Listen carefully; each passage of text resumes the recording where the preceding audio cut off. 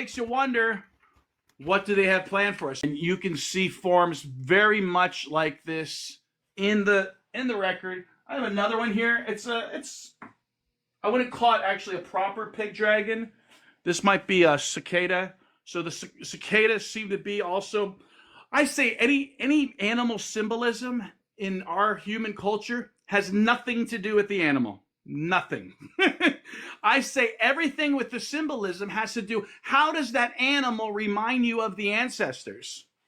So cicadas live underground. They go through a metamorphosis. They come around every so often. It makes you wonder, what do they have planned for us?